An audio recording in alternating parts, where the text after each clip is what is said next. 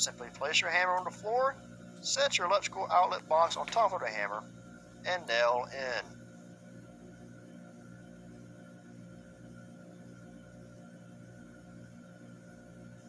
You will find that once you lay your hardwood floors, carpet, or towel, the electrical outlet box will be approximately 12 inches above the finished floor. Outlet boxes have punch outs. Take a screwdriver and hammer and punch one out. Next, pull your 14-2 electrical wire through your floor into the back of your electrical outlet box. As you pull it through, make sure you leave linear wire on the front end. 7 to 8 inches is more than enough.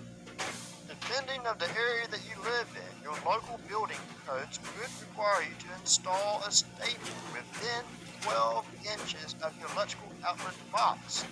Seen here is a 4-inch installation.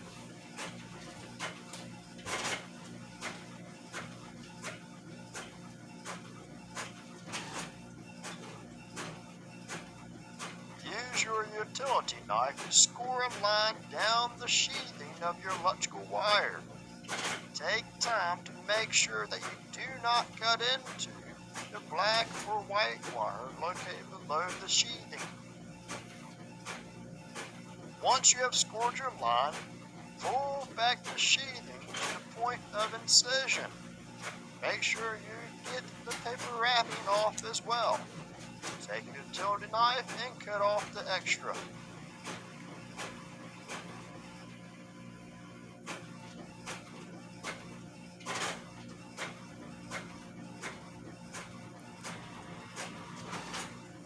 You'll need at least 6 inches of wire and a point of incision left over for your continual installation.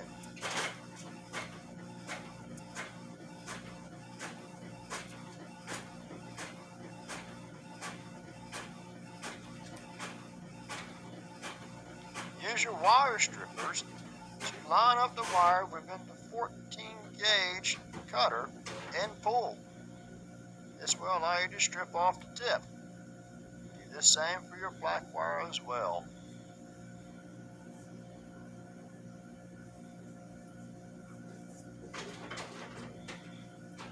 Fold your wire back into the box and shove it in. You're ready to move on to the next stage. You can return to your electrical work once your insulation and sheetrock has been installed. Pull out your electrical wires, use a pair of needle nose pliers and make a 180-degree loop.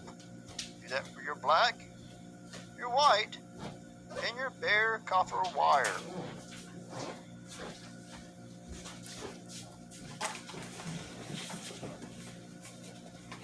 A standard 15-amp plug has brass screws on one side, silver on the other, and then down below a green screw.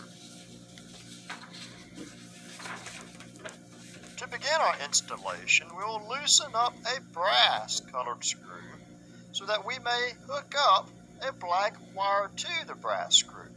It is important to remember that the wires should loop around in the direction of the screw tightening.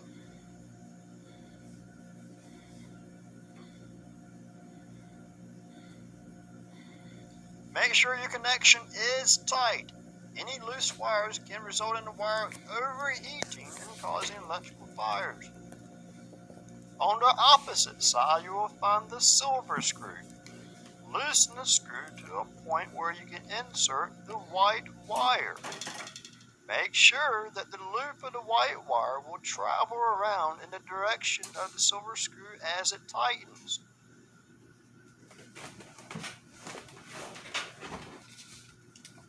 Tighten your silver screw down onto your white wire, making sure the connection is extremely tight and there is no loose connection. Remember, a loose connection can result in an electrical fire. Next, loosen your green screw and attach your ground wire to the green screw.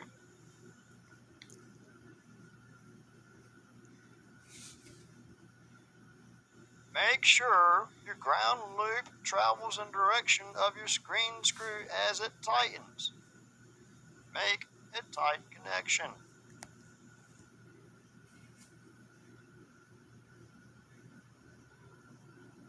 Fold your wires back in a zigzag pattern so that you may slide your plug into the electrical outlet box. Remember, a 16-ounce hammer makes a good ruler for nailing up outlet boxes. Leave 6 inches of wire when stripping the sheathing. Staple wire less than 12 inches from the outlet box. Black wire goes to brass, white wire goes to silver, and bare copper ground wire goes to green screw. And finally, loops travel in the same direction as the screw tightens.